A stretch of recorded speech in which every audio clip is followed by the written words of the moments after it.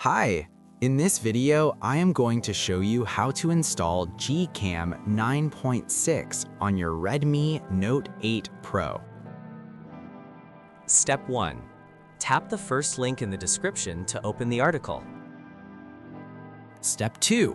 Scroll to the download section and download the GCam APK file.